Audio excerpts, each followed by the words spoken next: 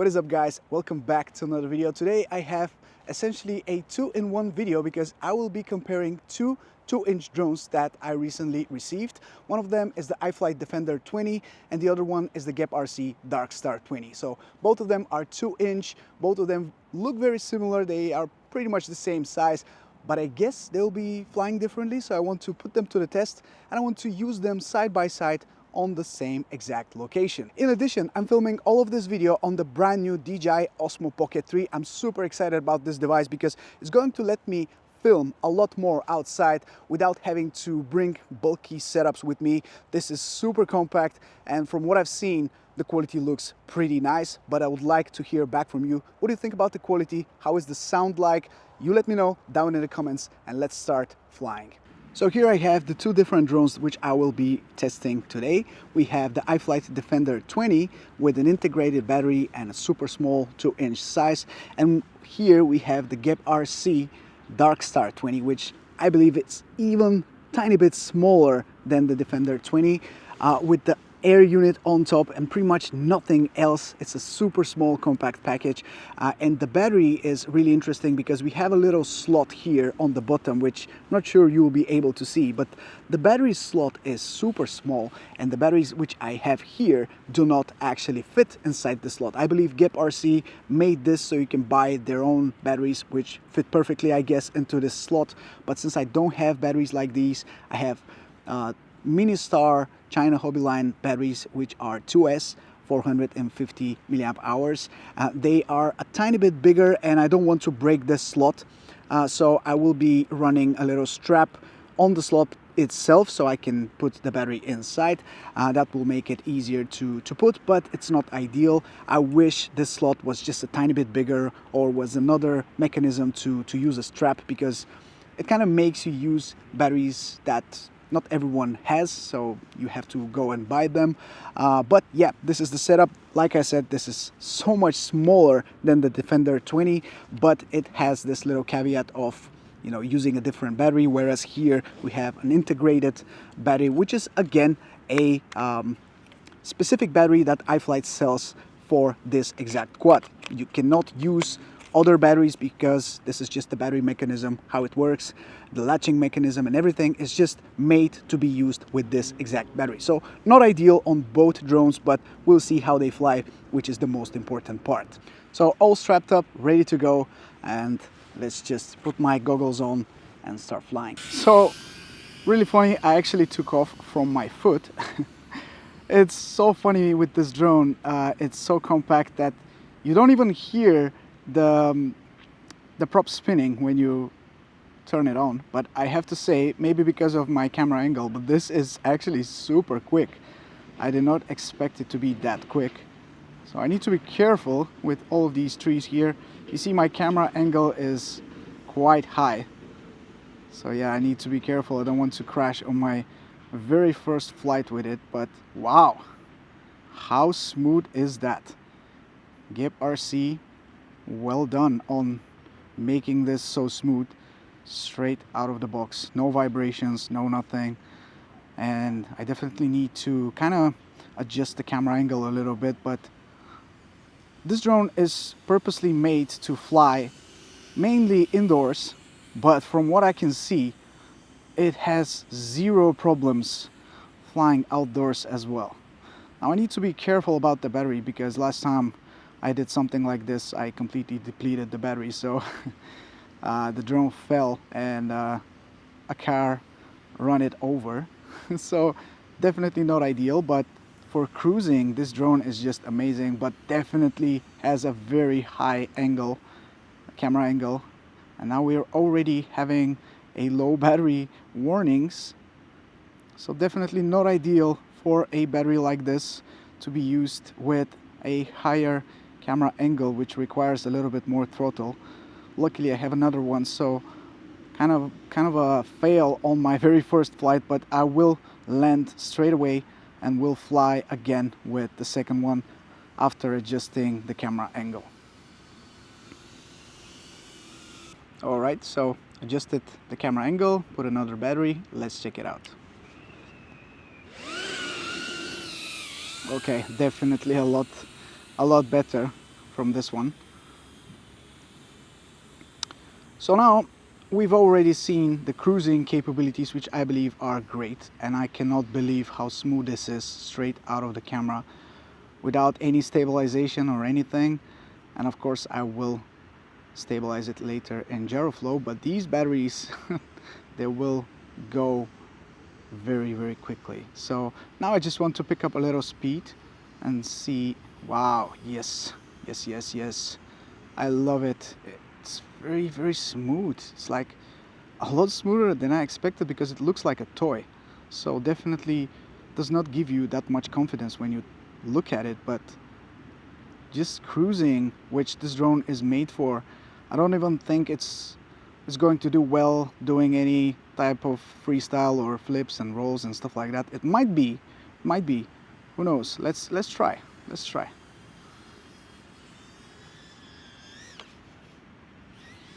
Yep, it's doing it, but I'm getting low battery warnings because I think these batteries are just bad. I mean, they definitely should last a lot longer, and I'm not helping it by, you know, pushing it that much with flips and rolls.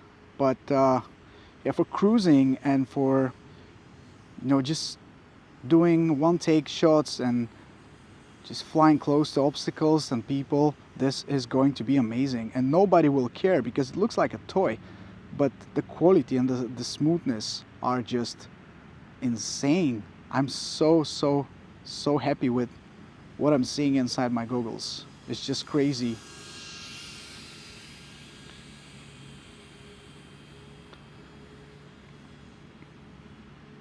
These small drones are getting better and better. I really cannot believe this. But yeah, definitely have some problems with the battery. I think they are just kind of old, so I don't want to push them too much. And I am having low battery warnings, so I will land right now. So about 2 minutes and a half from this battery, but from what I heard from GepRC, you should be able to get about 4 minutes of cruising, indoor cruising with their 500 milliamp hour battery. Now this is a 450, and like I said, it's kind of old, so maybe that is contributing to the lower flight time. But I am quite happy with the performance of the drone, and that makes me want to buy better batteries, maybe the ones that GepRC recommends. So now it's time to check out the Defender 20, which has a little bit, you know, more power because it's a 3S, whereas the Darkstar is a 2S drone. So now I'm even more curious to see and compare directly the two drones. Special thanks to Movavi for sponsoring today's video. Movavi Video Editor 2024 is an all-in-one video editing software for both beginners and more advanced users, bringing a mix of useful AI features and traditional tools for quicker editing so you can unleash your creativity and get your project done in a quick and efficient way. You can use a lot of the built-in assets to bring your edit to life or download even more from the effects store. Check out Movavi Video Editor 24 for a free 7-day trial or use my discount code for a 20% discount on their annual plans. All links will be in the description. You know, I said this might be a big disadvantage for anyone who has batteries and wants to use them on the Defender 20, but the fact that it comes with its own battery also makes it a little bit more, you know, all-in-one and easier for beginners to just get into the hobby. So you have a battery which just sits in its place and just clicks, and then you have a charging board which has a USB-C which you can directly plug into the wall. So that makes it so much easier to not get into, you know, chargers and different types of, you know, the charging portion of the FPV hobby is something that not many people want to deal with. So I can respect the decision from iFlight to do this, to kind of make it easier for beginners to get into the hobby. And the Defender 20 looks sweet. I've already flown the Defender 16, which I was really happy with, so now I have big expectations for this drone. So now let's turn it on.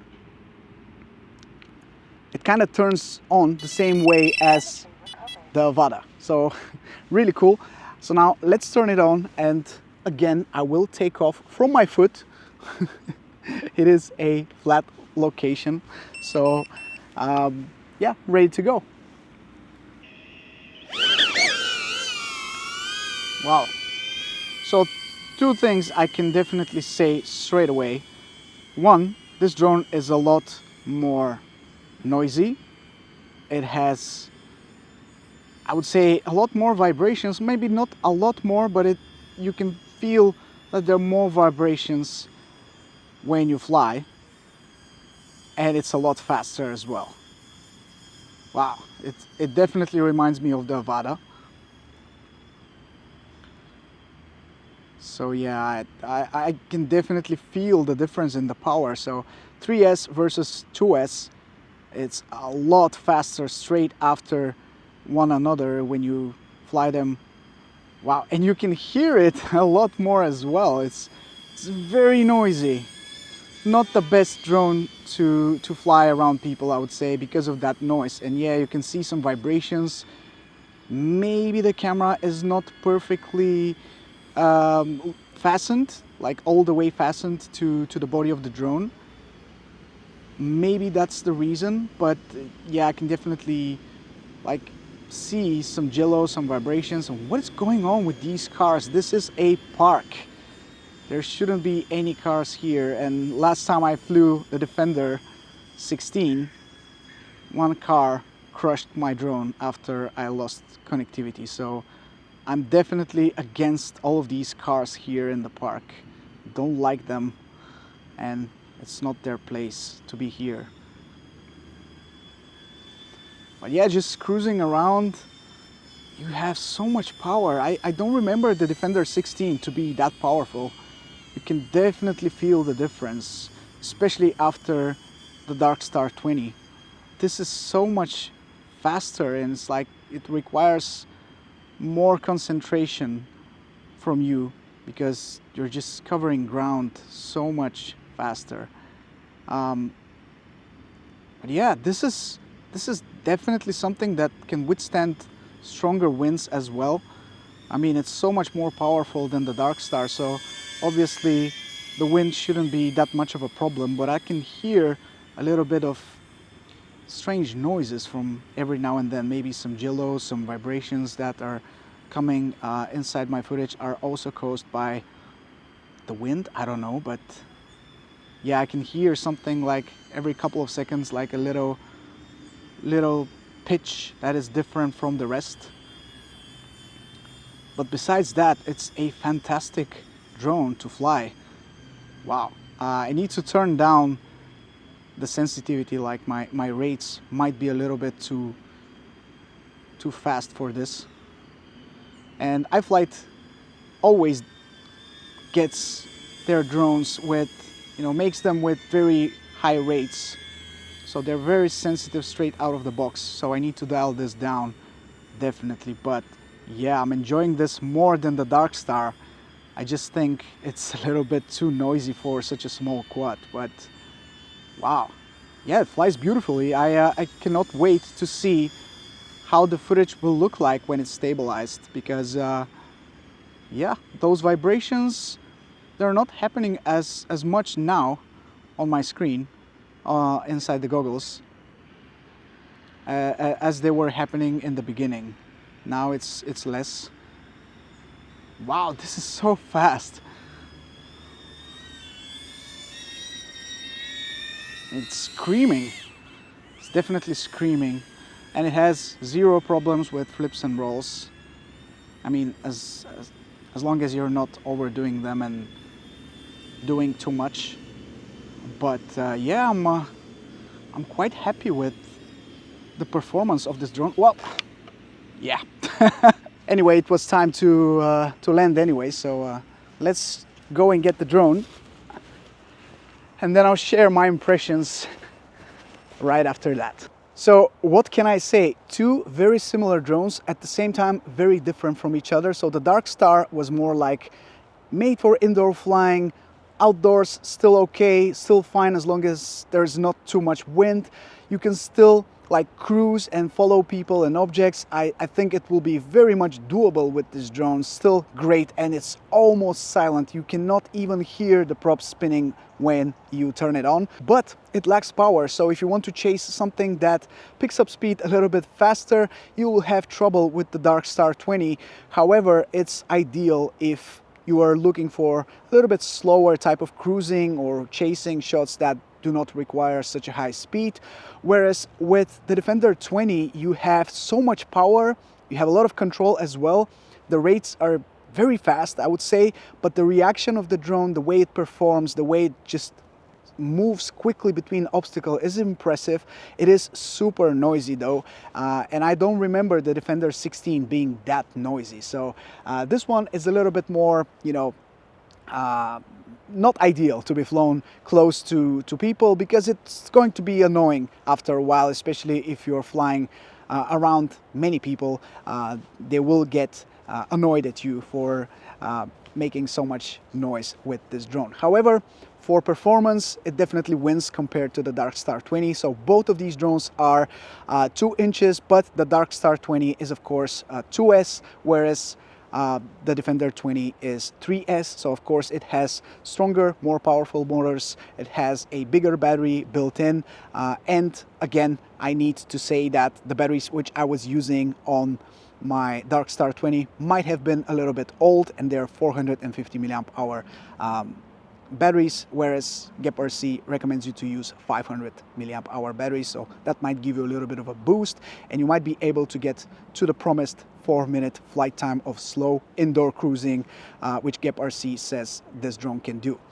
I personally think both of these drones are great, but they are targeted towards different types of people who will use them differently. I think both are flying well. I didn't notice any like big things that I don't like. Besides maybe the jello and the vibrations, which I saw at first on the Defender 20, but then they kind of disappeared. So I'm not really sure what happened with that, but both performed great. Both just are good at different things. So I hope this video have given you some clarity. If you're looking for a drone that can do something like this, maybe you will see which one fits your needs the most and fits them better.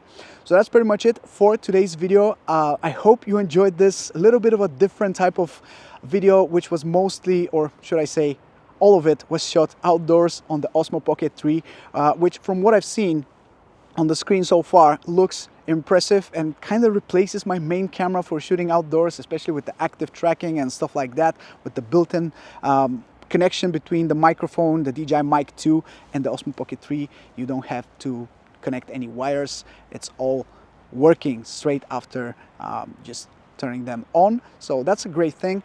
Let me know what you think about the quality, not only of the Osmo Pocket 3, but also of both of these drones. I'm really looking forward to hear what you guys have to say. But that's pretty much it for today's video. This is Mike from Drone Supremacy. Take care, and I'll catch you in the next one very, very soon. Ciao.